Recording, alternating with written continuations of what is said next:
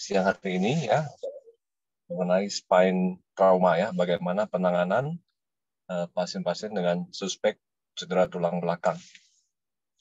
Suara saya bisa kedengaran? Kedengaran, Dok.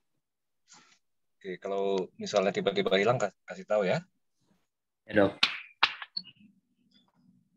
Oke, jadi sekilas kita kembali kepada anatomi tulang belakang ya, di mana kita ketahui bahwa tulang belakang ini tersusun dari tulang vertebra mulai dari cervical C1 sampai ke sacrum ya, dan coccygeus.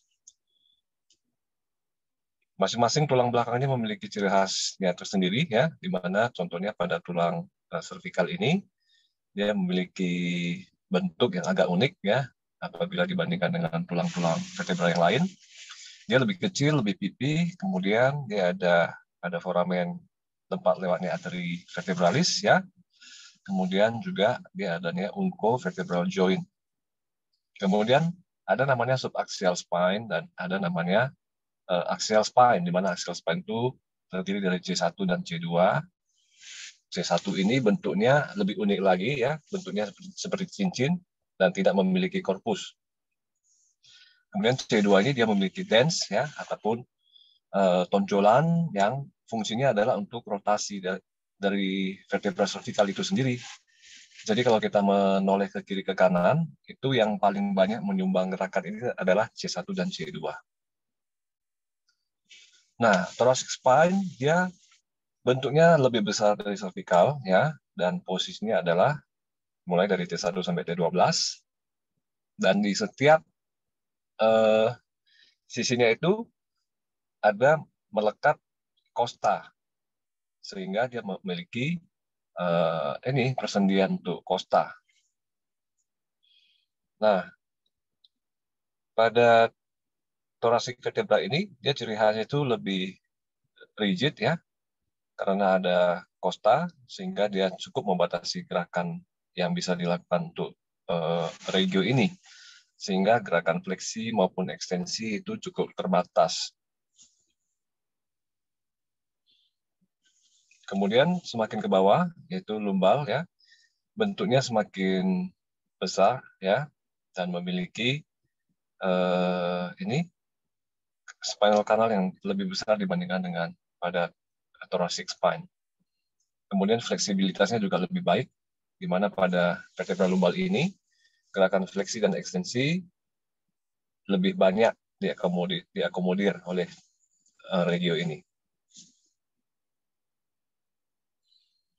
Kemudian tulang belakang ini diperkuat oleh ligamen-ligamen ya.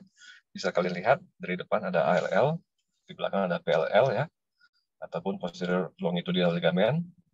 Kemudian ada ligamentum flavum dan ada ligamentum lainnya. Oke, kalau dilihat dari anatomi tulang belakang ini ya, ini cukup kokoh ya, tulang belakang ini cukup kokoh ya, sehingga untuk tulang belakang ini bisa mengalami cedera dibutuhkan energi yang cukup besar ya.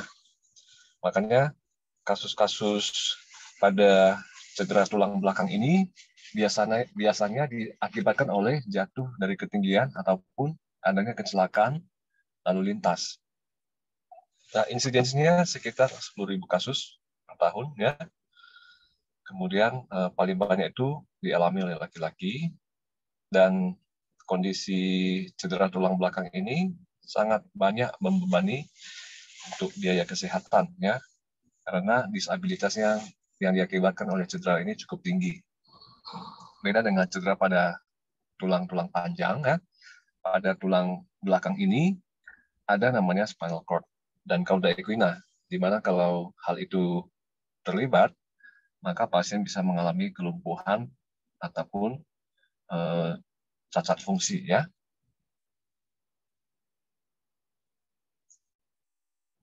Oke, jadi ini tadi yang saya sebutkan ya. Biasanya itu diakibatkan oleh kecelakaan dengan high velocity ataupun high energy injury. Jadi bukan hanya terpeleset jatuh kemudian pinggang itu bisa patah, bukan demikian ya. Tapi ada mekanisme yang cukup uh, melibatkan energi yang cukup tinggi.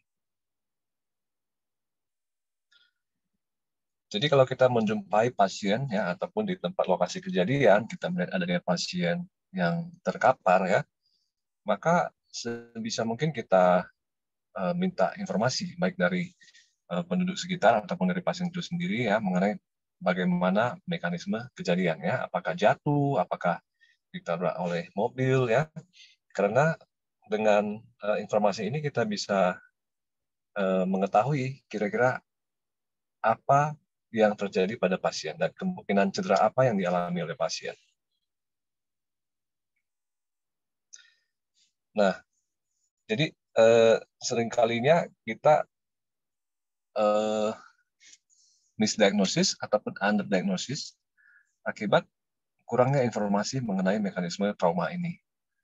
Sehingga kita juga melewatkan beberapa pemeriksaan yang penting yang harus kita lakukan. Karena kita nggak mungkin melakukan pemeriksaan X-ray pada seluruh badan pasien, ya. Kita harus memilih yang mana yang harus kita lakukan. Dengan anamnesis yang kurang detail, misalnya, ataupun pemeriksaan fisik yang kurang detail, memang sangat gampang sekali kita melewatkan diagnosa yang cukup bermakna pada pasien ini.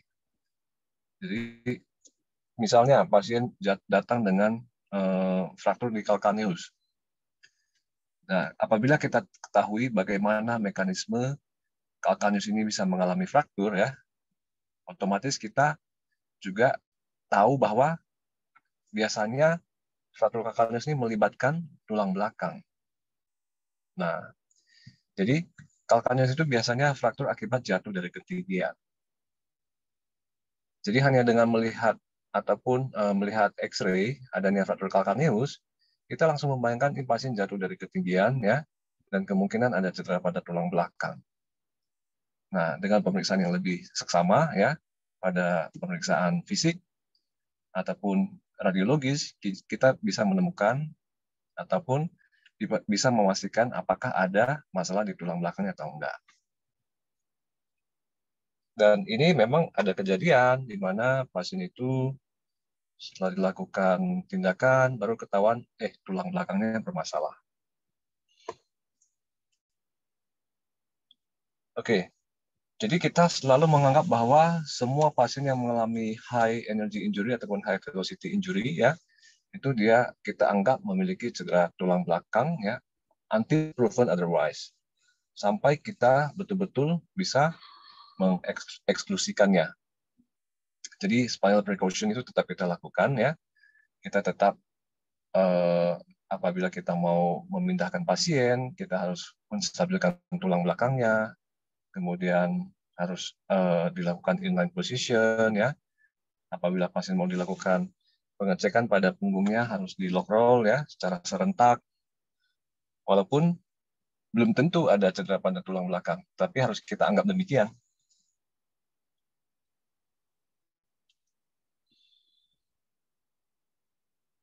Oke, jadi misalnya pasien ini mau diangkut dengan menggunakan helikopter misalnya ya, jadi nggak bisa seenaknya kita menggendong pasien, ya tetap kita harus menggunakan ini spinal cord ya, jadi gunakan papan sehingga tulang belakang itu nggak banyak pergerakan pada tulang belakang itu, apalagi pada tulang leher, misalnya pasien mengalami cedera pada tulang leher dan tidak kita fiksasi dengan baik, maka hal itu akan memperberat kondisi pasien.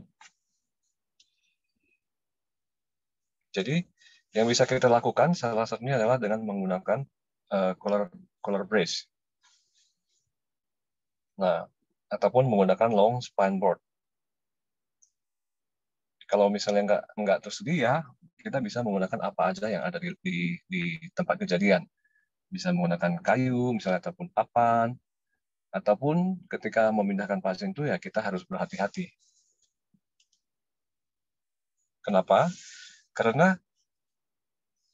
pasien-pasien yang awalnya mungkin sudah mengalami cedera ya dan memiliki ketidakstabilan pada tulang belakangnya, yang awalnya mungkin cederanya hanya katakanlah 10%, tapi setelah kita angkat, pasien ini kita pindahkan misalnya dengan tidak hati-hati, maka cederanya bisa bertambah menjadi 20% ataupun 30%, sehingga yang awalnya pasien itu masih bisa menggerakkan kakinya, akibat tulang belakang yang tidak stabil dan kita angkat dengan tidak hati-hati, bisa menjadi adanya kelemahan pada kedua tungkai. Itulah pentingnya kita melakukan protection ya. Jadi ini contohnya ya, bagaimana cara kita melakukan lock roll yang betul. Jadi harus teamwork memang ya, nggak bisa sendiri. Jadi ada yang memegang kepalanya, ada yang memegang di bahu ya, kemudian di panggul dan di kaki. Jadi ketika pasien itu dimiringkan, maka dia serentak ya, langsung satu badan itu berputar. Jadi nggak ada yang ketinggalan ya, nggak ada istilahnya kepalanya duluan berputar, kemudian diikuti dengan badannya, itu yang berbahaya sebetulnya. Oke, jadi sebetulnya bisa nggak sih kita memastikan bahwa tulang belakang ini nggak ada masalah gitu, tanpa kita melakukan pemeriksaan yang lebih lanjut, misalnya pemeriksaan X-ray. Jadi jawabannya sih bisa-bisa aja ya. Kita itu memiliki algoritma yang bisa kita lakukan untuk memastikan ataupun paling nggak mengeksklusi adanya trauma yang serius pada tulang belakang.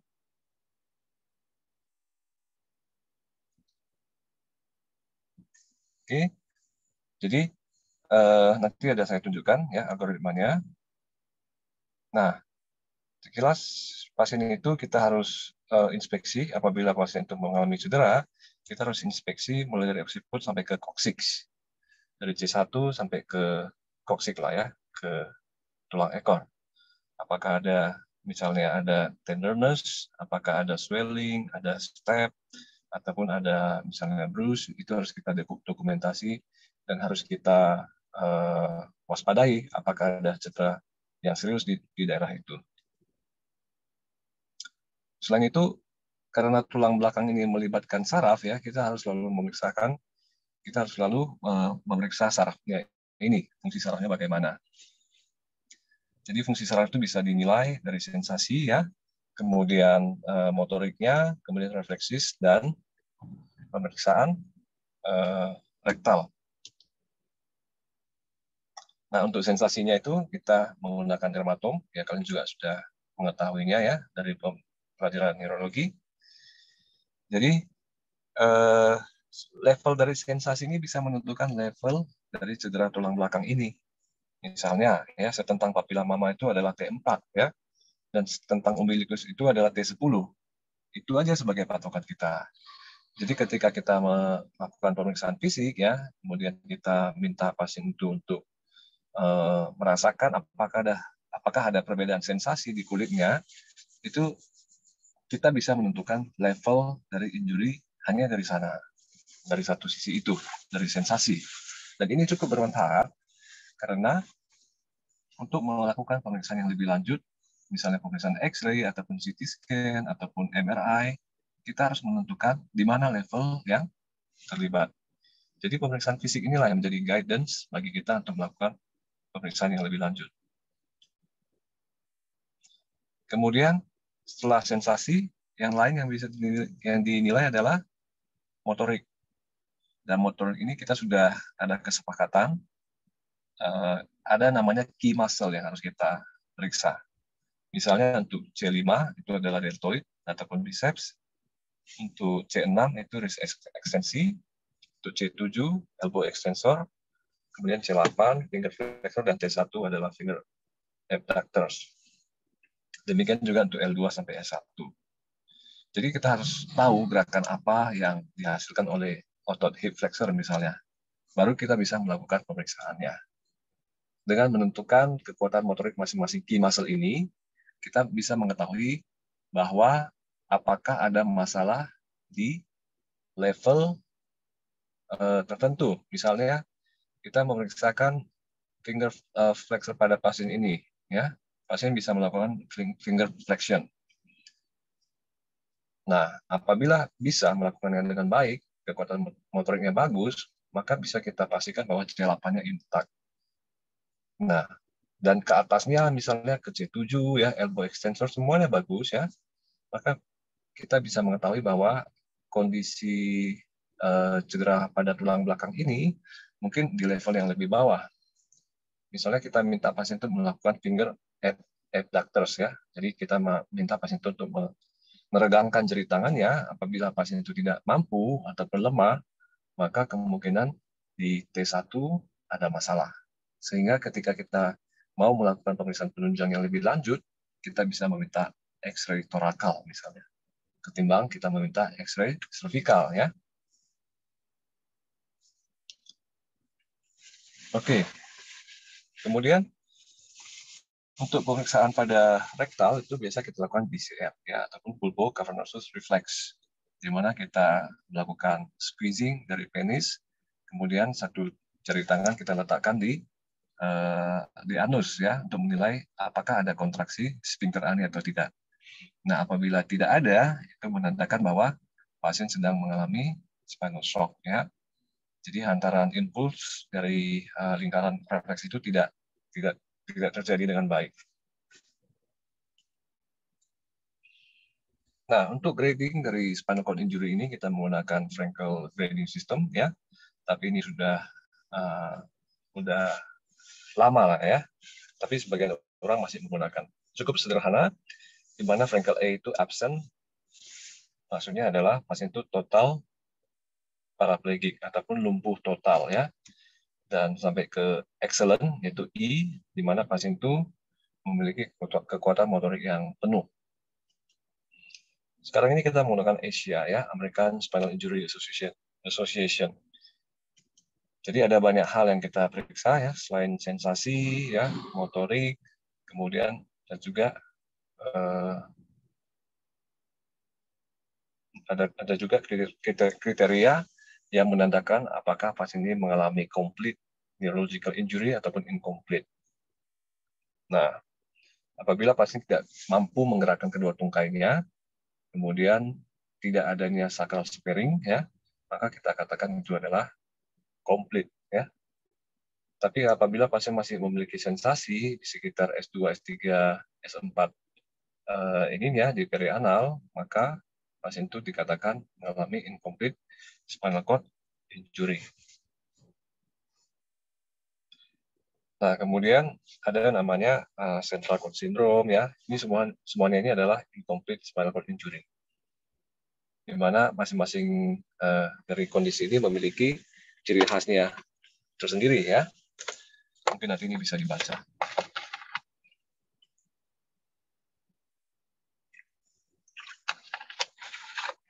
Oke. Jadi, apabila pasien mengalami trauma pada tulang belakang, apakah semuanya harus di X-ray? Itu dulu ya. Jadi seringkali pasien itu datang ke IGD, pasien trauma misalnya ya. Jadi seperti sudah paket trauma. Jadi setiap pasien trauma itu harus di X-ray ya. X-ray mulai dari schedule ya, kemudian cervical, kemudian pelvis misalnya. Yang mana hasilnya mungkin sebagian besar pasien itu tidak memiliki cedera di daerah sana. Sehingga apa faedahnya kita melakukan X-ray? Ya kan, selain masalah biaya juga kita mengekspos pasien itu terhadap radiasi yang tidak perlu ya. Nah, untuk itu ada dua algoritma ya yang berusaha untuk meminimalkan exposure pasien terhadap radiasi. Salah satunya adalah Nexus, kemudian ada Canadian C-spine rules. Jadi sebetulnya simple ya, dia hanya berupa pertanyaan-pertanyaan ataupun algoritma. Misalnya, nah ini ya, ini Canadian C-spine rule. Jadi apakah usia pasien di atas 65 tahun? Ya, apakah ada mekanisme yang cukup berbahaya? Apakah pasien mengalami parestesia ataupun kebas ataupun adanya kelemahan pada tungkai ya? Nah, apabila iya, jawabannya yes, maka kita harus melakukan X-ray ya ataupun radiografi. Apabila tidak, misalnya ya, maka kita ada pertanyaan lanjutan. Jadi apabila ini semuanya kita jawab iya, ya, misalkan ya pasien duduk ya pada saat tiba di emergency department, yes ya.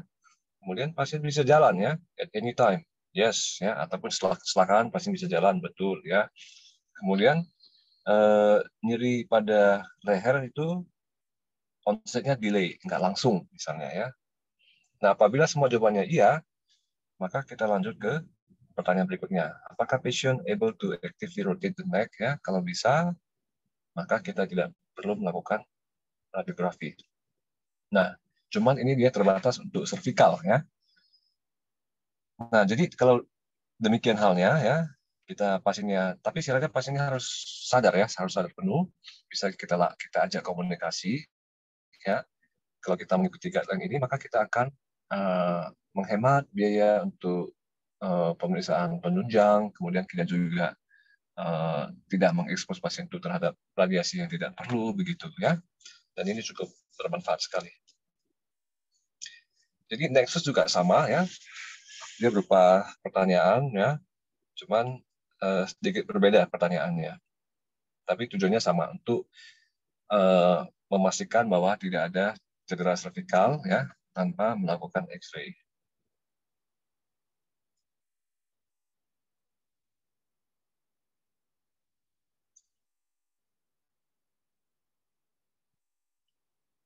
Oke, nah jadi pemeriksaan X-ray yang kita lakukan ya harus bisa mengekspos C1 sampai C7 apabila kita mau melihat daerah servikal. Jadi kita bisa melakukan dalam posisi AP ya, lateral ataupun oblik. Paling bagus memang kita melakukannya dalam beberapa proyeksi.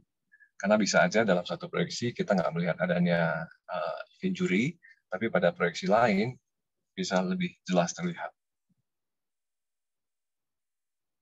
Nah, kemudian ada beberapa line yang bisa membantu kita untuk memastikan ataupun menentukan apakah ada abnormalitas pada tulang cervical ya. Kalau misalnya udah terbiasa, mungkin panduan ini sudah bisa diabaikan. Tetapi kalau misalnya kita masih pemula, belum banyak melihat X-ray cervical, ya ini bisa cukup membantu kita ya. Jadi ada namanya anterior vertebral line, ada posterior vertebral line, kemudian ada spinolaminar line. Di mana garis hayal ini dia harusnya inline ya. Dia harusnya segaris dengan kalau di anterior itu ya dengan corpus vertebral yang sebelah depan ya. Kalau posterior di corpus vertebral yang sebelah posterior. Nah, jadi apabila ada step off ataupun adanya gap ataupun adanya disruption, ya mungkin ada masalah di daerah itu. Nah, contoh ya, ini bisa kita lihat, ini ada step ya, ada pergeseran dari C56 ya, kalau kita lihat di atas ya, ada pergeseran di mana baik anterior vertebral lainnya sama posterior vertebral body lainnya itu disrupted ya. Jadi kalau kita tarik garis hayal itu akan memotong corpus vertebra itu. Nah, pada gambar yang di bawah itu lebih jelas lagi ya, bisa terlihat adanya dislokasi dari facet joint sehingga menyebabkan instabilitas pada tulang cervicalnya.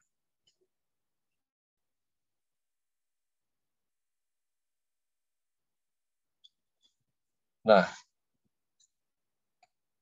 kadang-kala kita melihat adanya mungkin adanya fraktur pada cervicalnya, tapi mungkin kita kurang pasti ataupun hasil dari imagingnya tidak begitu baik, maka kita bisa melakukan imaging yang lain ya, yaitu dengan melakukan CT scan ataupun MRI. Apalagi misalnya pasiennya dalam kondisi tidak sadarkan diri ya, maka CT scan dan MRI adalah penunjang yang wajib dilakukan untuk memastikan bahwa tidak ada masalah ataupun ada masalah pada tulang belakang cervicalnya ya.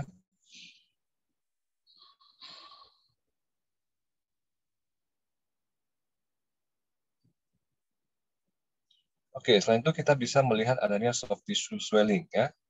Jadi di depan dari vertebral body ini ya, di cervical itu ada soft tissue ya. Ada esophagus ya, ada trakea. Nah, apabila ada cedera pada tulang belakang cervical ini, maka tentunya ada bleeding ataupun ada udem dari soft tissue.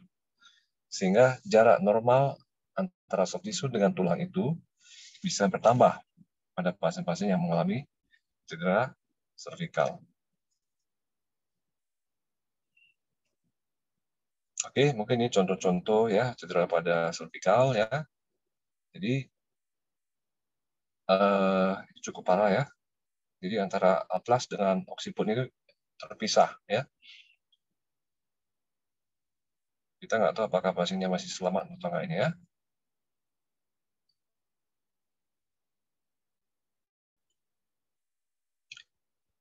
Oke, kemudian ini juga contoh imaging ya, yang bisa memperlihatkan dengan jelas struktur anatomis dari C2 ya. Kita bisa melihat adanya dens, kemudian adanya body ya. Ini sekilas kita lihat adanya fraktur pada dens ya, di mana untuk melihat lebih jelasnya itu kita bisa melakukan CT scan. Ini adalah contoh CT scan ya. Jadi bedanya CT scan dengan X-ray adalah CT scan ini bisa melihat tulang dengan detail anatomi yang cukup baik. Kemudian dia bisa kita bisa melakukan potongan aksial sehingga kita bisa melihat yang mana yang namanya spinal canal. Nah, MRI itu bisa dilakukan ya, tetapi biasanya untuk pasien yang lebih stabil. Untuk pasien yang masih dalam kondisi yang perlu resusitasi, maka MRI itu sebaiknya ditunda. Karena MRI ini memakan waktu yang cukup lama, yaitu sekitar 30 menit sampai 45 menit, dan dia menggunakan magnet, sehingga alat-alat yang kita gunakan, misalnya syringe pump, ataupun alat apa yang melekat pada pasien, tidak boleh ada yang bersifat magnetik, karena bisa mengganggu pemeriksaan MRI.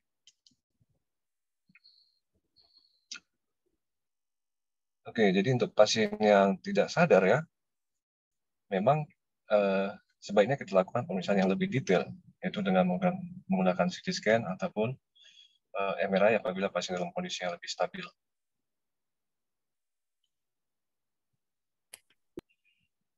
Oke, mungkin kita skip dulu.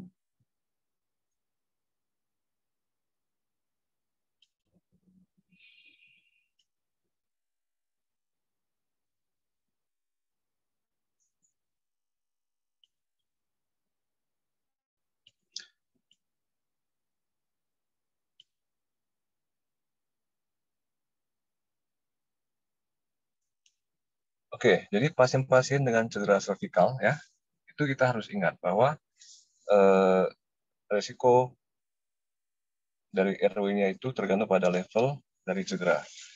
Apabila pasien mengalami cedera pada level di atas C4 ya, maka pasien itu pada akhirnya akan tergantung pada ventilator. Karena otot-otot pernapasan yang dibutuhkan ya untuk membantu pernapasan pasien itu tidak bisa lagi dilakukan. Tetapi apabila cedera pada servikal ini di bawah C4 atau C5 ya, maka otot-otot pernapasan itu masih tidak begitu terganggu.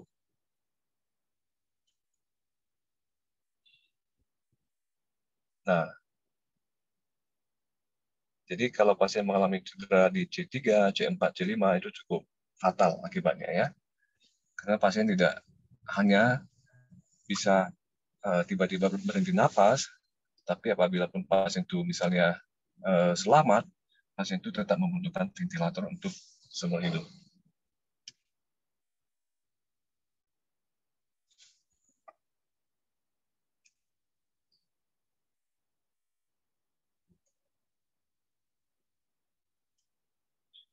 Oke, mungkin sampai di sini ada yang mau ditanyakan?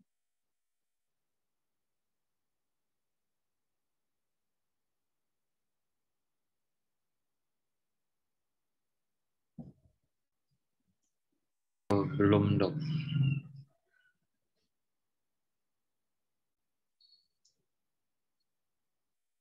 Oke, mungkin sedikit bisa kita jelaskan mengenai ini, beda spinal shock dengan neurogenic shock ya. Jadi pada pasien-pasien dengan cedera pada tulang belakang yang melibatkan spinal cord ya, pasien itu bisa mengalami hypotension, ya, bisa mengalami shock, walaupun tidak ada bleeding, ya. Itu dinamakan dengan neurogenic shock, ya, di mana pasien itu mengalami hipotensi, tetapi pasien tidak mengalami takikardi, ya. Pasien malah mengalami bradykardia. Jadi dia paradoks. Biasanya pada pasien-pasien dengan hypovolemic shock, maka respon tubuh akan meningkatkan denyut jantung, ya. Tetapi pada pasien ini malah walaupun dia hipotensi, ya, malah pasiennya cenderung mengalami bradykardia. Nah, jadi pada pasien-pasien seperti ini, ya bukan terapi cairan yang kita butuhkan, ya.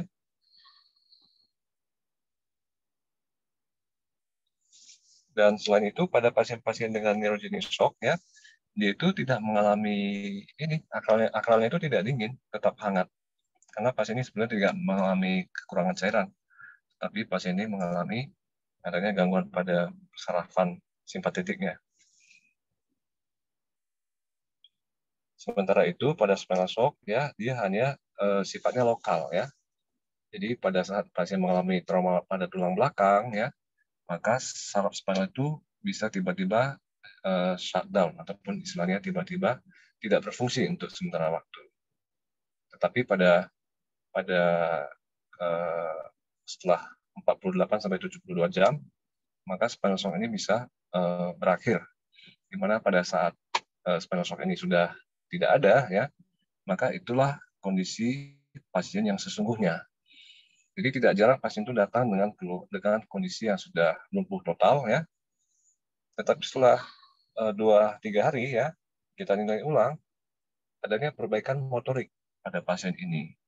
Sehingga pada saat inisialnya itu kita anggap sudah Frankel absen, ya, kenyataannya tidak, ya, karena itu pasien itu hanya mengalami spinal shock. Ketika kita tunggu 2-3 hari, ya, kita nilai ulang, nah itulah baru bisa kita pastikan kondisi motorik pasien itu, ya. Jadi jangan terlalu cepat kita mendiagnosa pasien dengan paraplegia kalau pasiennya masih mengalami trauma kurang dari 8 jam.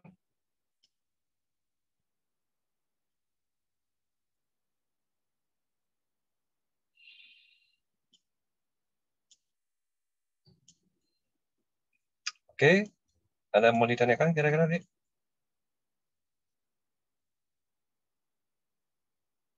Mungkin kita fokus untuk ini aja ya, tata laksana awal, ya, karena ini dia lebih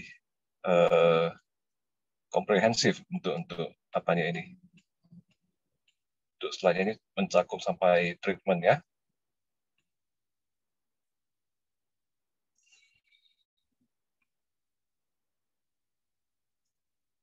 Oke.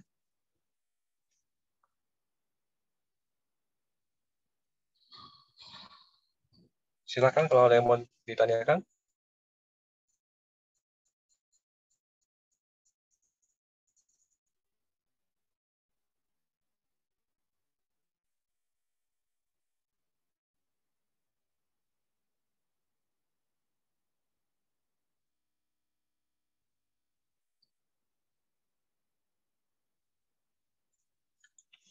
Ini komtingnya siapa?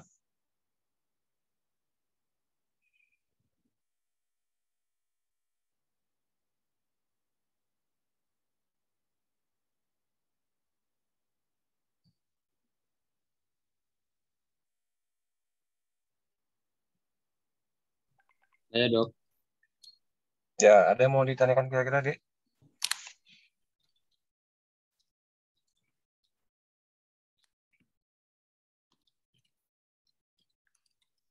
Oh, sepertinya tidak, Dok.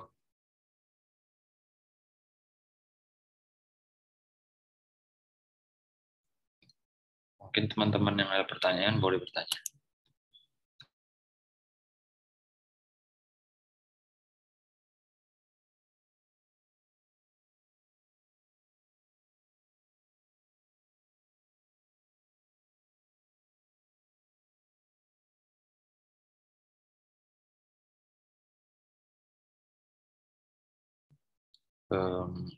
Izin, Dok, sepertinya tidak ada pertanyaan, Dok.